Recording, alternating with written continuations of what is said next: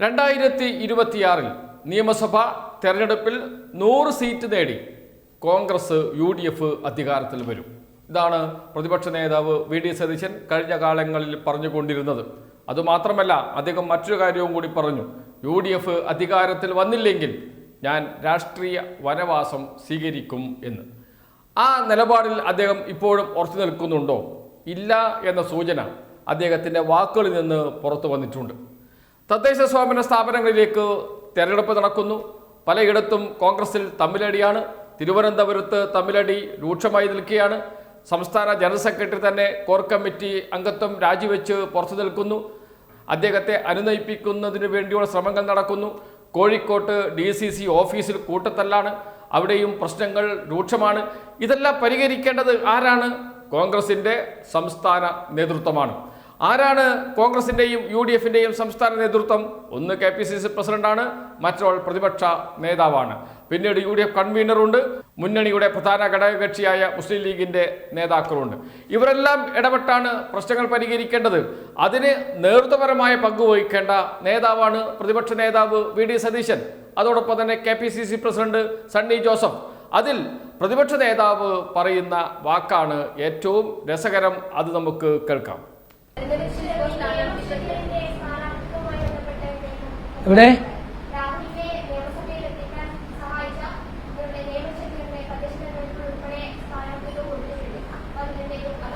അല്ലല്ല, സ്ഥാനാർത്ഥി നിർണയവുമായിട്ട് ബന്ധപ്പെട്ട് വേറൊരു ബോഡിയാണ് കൈകാര്യം ചെയ്യുന്നത്. തിരുവനന്തപുരം കോർപ്പറേഷനിൽ ഒരു സംവിധാനമുണ്ട്, അവരാണത് ചെയ്യുന്നത്. എന്തെങ്കിലും തർക്കമുണ്ടെങ്കിൽ ജില്ലാ തലത്തിൽ ഒരു കോർ കമ്മിറ്റി ഉണ്ട്, പാർട്ടിയിൽ അതിന്റെ സംവിധാനമുണ്ട്. അവര് തീരുമാനിച്ച കാര്യങ്ങളെക്കുറിച്ച് ജനറലി ഒരു പരാതിയും പാർട്ടി നേതൃത്വത്തിന്റെ ശ്രദ്ധയിൽപ്പെട്ടിട്ടില്ല.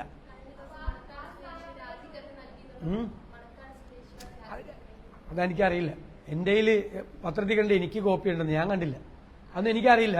അതൊക്കെ നിങ്ങൾ KPCC പ്രസിഡന്റിനോട് ചോദിക്കണം. സംഘടനാപരമായ കാര്യങ്ങളല്ല. ഞാൻ സംഘടനാപരമായ കാര്യങ്ങളിൽ പ്രതികരിക്കില്ല. അതൊക്കെ പാർട്ടി പ്രസിഡന്റ് കറക്റ്റായിട്ട് നിങ്ങളോട് പറയുന്നത്. നിങ്ങൾ അദ്ദേഹത്തോട് ചോദിച്ചാൽ പറഞ്ഞുതരും. ഞാൻ പറഞ്ഞത് കോൺഗ്രസിലും UDFിലും ഒരു സംവിധാനമാണ്. UDFിന്റെ ഏകദേശം ഒരു 90% സീറ്റ് വിഭജന ചർച്ചകൾ സംസ്ഥാനത്തുടനീളം പൂർത്തിയായിട്ടുണ്ട്. വളരെ കുറച്ച് മാത്രമേ പൂർത്തിയാവുള്ളൂ. അത് ഇന്നും നാളെയും കൊണ്ട് പൂർത്തിയാവും. ഏറ്റവും വേഗത്തിലാണ്, ഒരു കാലത്തും ഇല്ലാത്ത തരത്തിലുള്ള വേഗത്തിലാണ് UDFിന്റെ സീറ്റ് വിഭജനവും കോൺഗ്രസിന്റെ സ്ഥാനാർത്ഥി നിർണയവും നല്ല സ്പീഡിലാണ് പോയിക്കൊണ്ടിരിക്കുന്നത്.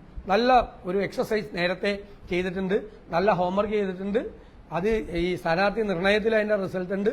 മൊത്തം റിസൾട്ട് വരുമ്പോഴും അത് പ്രതിഫലിക്കും. വി.ഡി. സതീശൻ പറയുന്നത് പ്രശ്നങ്ങളുണ്ട്, പ്രശ്നങ്ങൾ പരിഹരിക്കുന്നതിന് വേണ്ടിയുള്ള സംവിധാനവുമുണ്ട്. ആ സംവിധാനത്തിലൂടെ പ്രശ്നങ്ങൾ പരിഹരിക്കും, ഞാൻ അതിലൊന്നും ഇടപെടുന്നില്ല എന്നാണ്.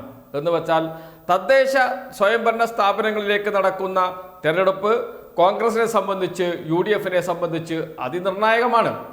അവിടെ വിജയിച്ചില്ലെങ്കിൽ അവിടെ മുന്നേറ്റം ഉണ്ടാക്കിയേ തീരൂ. 2026 തെരഞ്ഞെടുപ്പിന്റെ സെമി ഫൈനലാണ് തദ്ദേശ സ്വയംഭരണ സ്ഥാപനങ്ങളിലേക്ക് നടക്കുന്ന തെരഞ്ഞെടുപ്പ്. അതിനിർണായകമാണ് UDFിനെ സംബന്ധിച്ച്.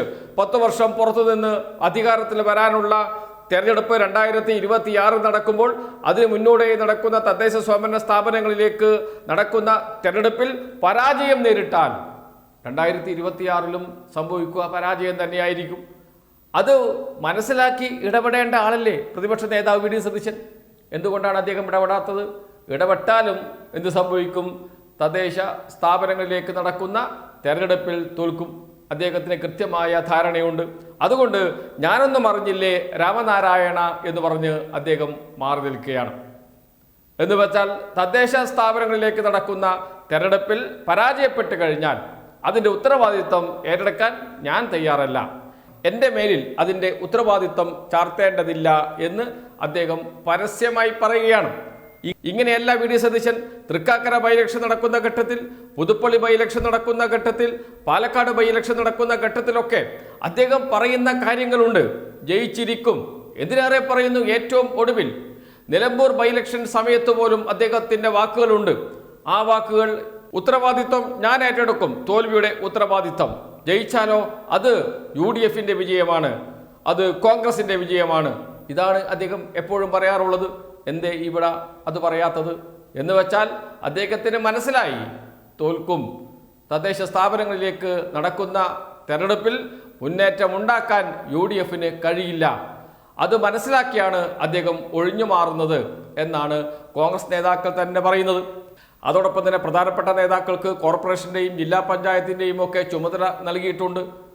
കോൺഗ്രസ് നേതൃത്വം തന്നെ ചർച്ച ചെയ്താണ് തീരുമാനമെടുത്തിരിക്കുന്നത്. അതിലൊന്നും വി ഡി സതീശനില്ല.